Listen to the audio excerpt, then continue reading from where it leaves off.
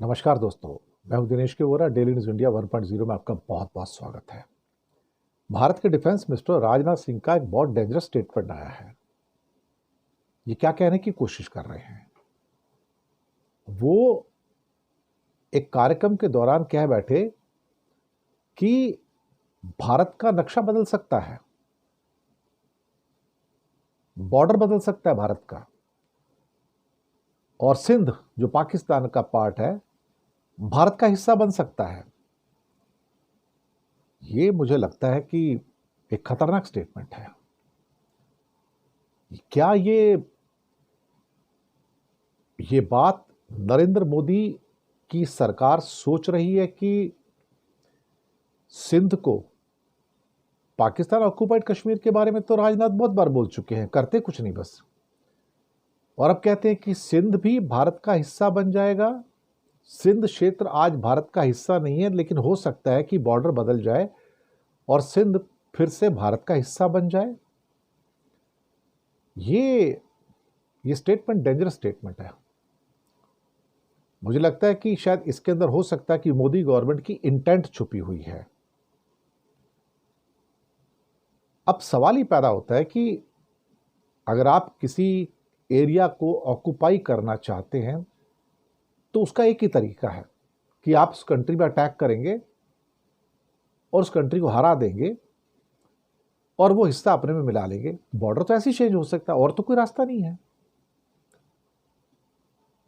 अब सवाल ये है कि वो कहते हैं कि ये बंटवारे के बाद पाकिस्तान में चला गया था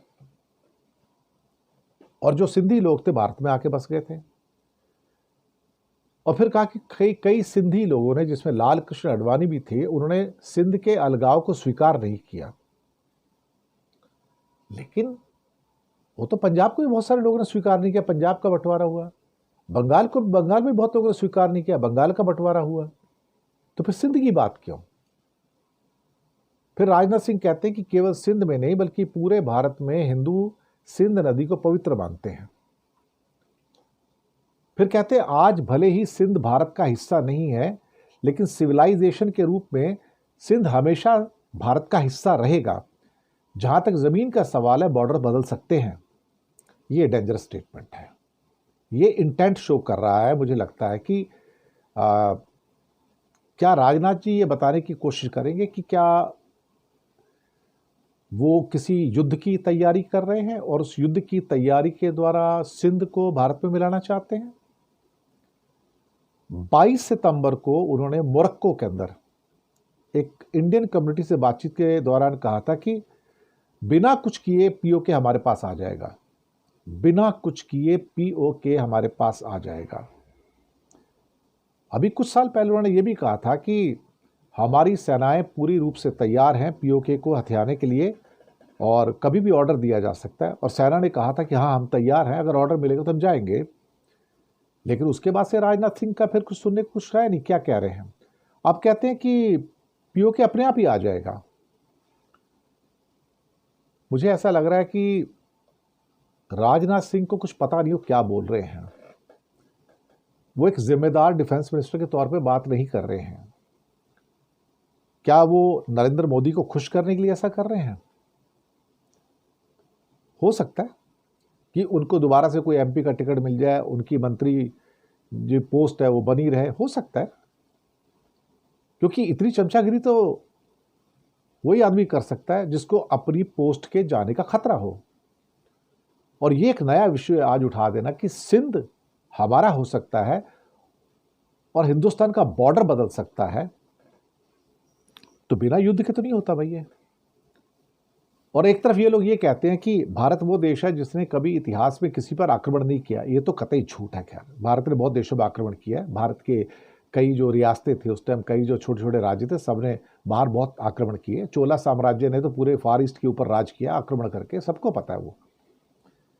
लेकिन अब बॉर्डर बदलने की बात कर रहे हैं, तो फिर इसका मतलब है कि वो युद्ध के द्वारा आप अपने पड़ोसी देश को हरा कर ही सिंध को ले सकते हैं ना। वो राजनाथ सिंह को ऐसे डेंजरस स्टेटमेंट देने की एक आदत पड़ी हुई है। मुझे लगता है कि उन्हें सोचना चाहिए। जो कह रहे हैं, जो भी कहते हैं, उन्हें सोच समझ के बोलना चाहिए, क्योंकि फिर उसके दुष्परिणाम भी होते हैं। जब दुष्परिणाम होंगे तो उनको कौन भुगतेगा?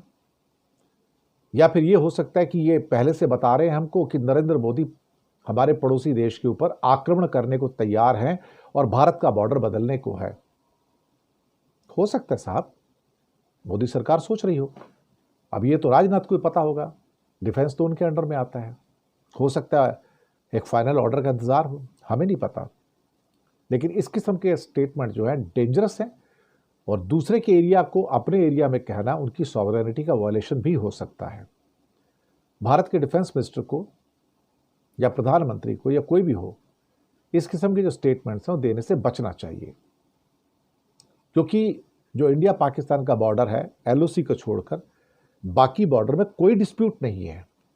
इट्स अनडिस्प्यूटेबल बॉर्डर जो है उसके अंदर कोई डिस्प्यूट नहीं है, कहीं से भी कोई डिस्प्यूट नहीं, ना राजस्थान के अंदर, ना पंजाब के अंदर, ना गुजरात के अंदर, कहीं कोई डिस्प्यूट वाला बॉर्डर नहीं है कहीं पर जिसके ऊपर कहा जाए कि तुम्हारा भी हक है मेरा भी हक है।